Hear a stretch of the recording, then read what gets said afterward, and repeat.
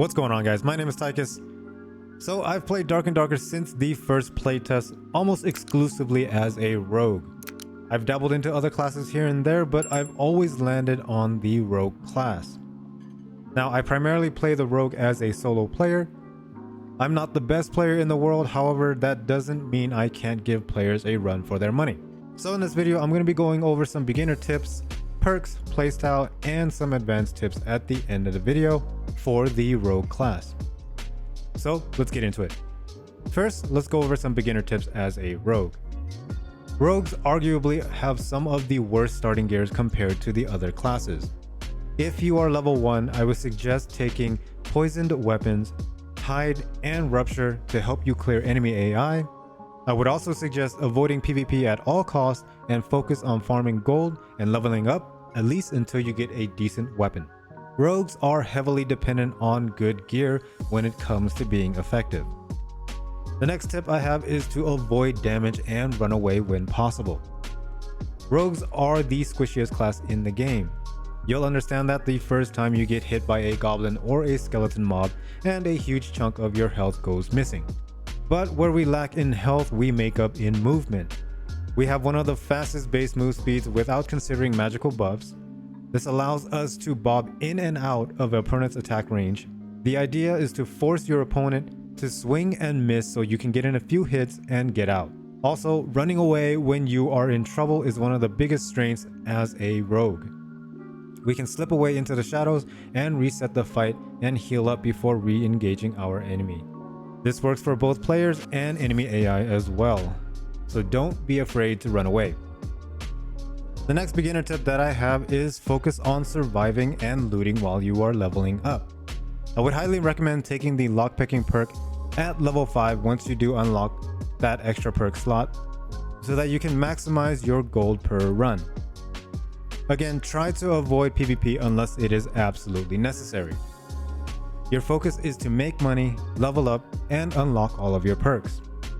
Alright, let's move on and talk about builds and playstyles. In my opinion, there are two types of builds for this current playtest. The stealth build utilizing ambush tactics to take your opponents by surprise, and the other is a more aggressive outlaw style of rogue, forgoing the hide ability in favor of high damage with weak point and rupture as your active abilities. Let's first talk about the stealthy build. In this build, we pick rupture and hide as our active abilities. Rupture does an amazing 20 flat damage, and it can be improved by stats on your gear. You can also proc this ability through your throwing knives. It's a great skill for clearing mobs and taking out players as well.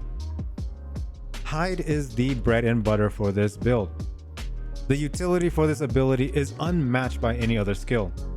Utilizing hide properly allows the rogue to play aggressively and defensively in any situation. You are also able to drop aggro from mobs chasing you, and they will turn around and chase other players if you are in a sticky situation. Let's take a look at the perks. In this build, we are taking stealth, poison weapon, ambush, and backstab or dagger expert depending on the weapons you are using. Stealth is the perk that allows the ability hide to really shine. Being able to move while invisible to reposition is a game changer. This perk should honestly be baked into the hide ability. It's mandatory for any hide build. The next perk is poisoned weapon. This adds an extra damage over time to all of your attacks in terms of magical damage. Keep in mind that this also includes your throwing knives as well. Poison damage on top of rupture damage can cause tons of damage to players or enemy AI. Oftentimes the damage over time will cause your enemies to back off and try to heal, which allows you to go and finish them off. Next up is ambush. The 50% weapon damage out of hide for 3 seconds is pretty insane. This allows you to burst down unsuspecting players who happen to come across your way. You can also activate hide in an aggressive push to get this bonus on your opponents. Lastly, we have backstab or dagger expert. This heavily depends on the weapon you choose to use. If you like using rapier and short swords, then dagger expert does nothing for you. If you feel like you can consistently get behind your opponent, then taking backstab is absolutely worth it. However, if you are using daggers and realize most of your engagements are face to face, the dagger expert will work for you as well. Alright, so let's move along and talk about the outlaw build. First of all, I do not recommend this build unless you have really good weapons and gear. Having a strong weapon allows you to take full advantage of the ability Weak Point. Basically, this build utilizes Rupture and Weak Point to deal a huge amount of burst damage in a few seconds. This build works really well in a squad if you have a cleric in your party to help heal and shield you while going in the front line. If you are playing solo, I would recommend taking some invisibility potions with you so that you can run away and reset fights, as you are heavily reliant on your cooldowns to burst down players.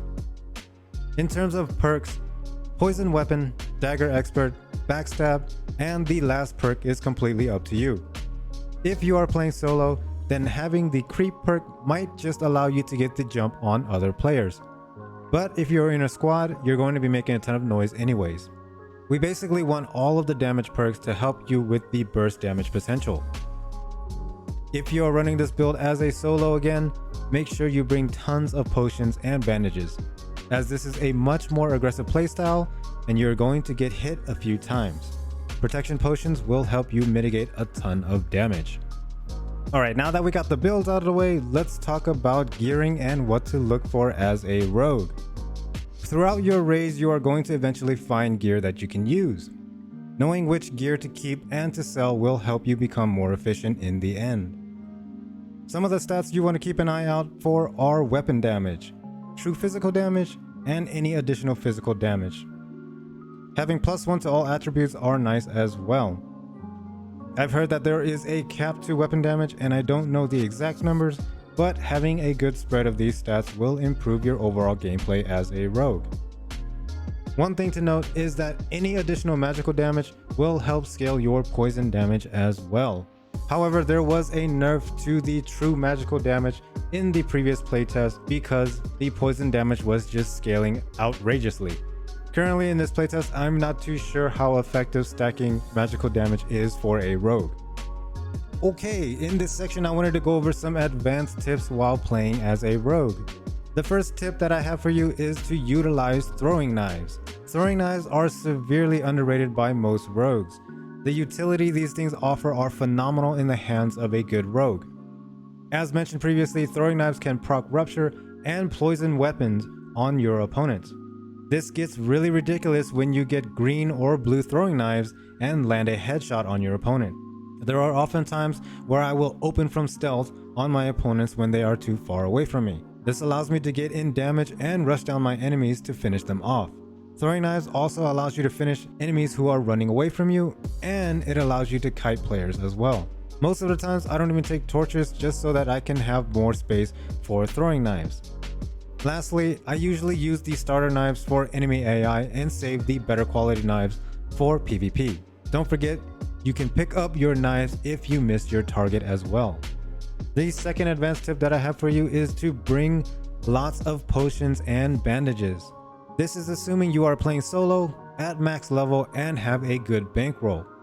You want to have enough resources at your disposal in order to take on any situation, especially if you run into multiple fights.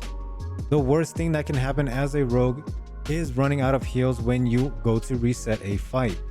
You want to be able to outlast your opponent as much as possible. Moving on to tip number 3, and that would have to be hide in plain sight. There are a lot of rogues that I see run around and turn off torches in every room to hide. The problem with that is that it is just plain obvious. Everyone's first thought when they see lights out is that there is a rogue around. So what ends up happening is now your opponents are on their guard and throwing torches that could end up hitting you out of stealth. Instead, I would suggest hiding in plain sight. Hide in places where your opponent would not think about. For example, hiding in the middle of a room versus the corner of a room. It's only natural to think of the corner as the best place to hide. However, hiding in the middle is much more unexpected and can take your opponents by surprise in your favor. Tip number 4 is keep an eye on your cooldowns and disengage when necessary. As a rogue, you are heavily reliant on your cooldowns to be effective. Take note of your opponent's action during fights. Understand when your opponents are using their cooldowns to mitigate your damage. For example, when you see a fighter pop their second wind and get off a protection potion, that is your cue to back off and reset the fight. Let the fighter waste his protection potion and second wind, and at the same time, you are getting your cooldowns back in order to re-engage the fighter. And my last advanced tip that I have for you guys is map knowledge. Alright, so this is probably the most important skill for every rogue to learn and to understand. How many times have you tried to run away but ended up getting lost and dying to a wall trap? Learning all of the intricacies of the map allows you to take advantage of any situation. There are many times where I sit and look at my minimap before deciding to take on an engagement. What I'm doing here is planning an escape route should things go wrong. I am also taking into account what enemy AI are around me, if there are any traps, where is the ring currently, where are the doors, etc, etc. In the end, map knowledge is another tool that allows you to excel as a rogue. Alright guys, that's pretty much it for this guide. Leave a like and subscribe if you found this guide to be helpful, and I will see you guys in the next one. Peace.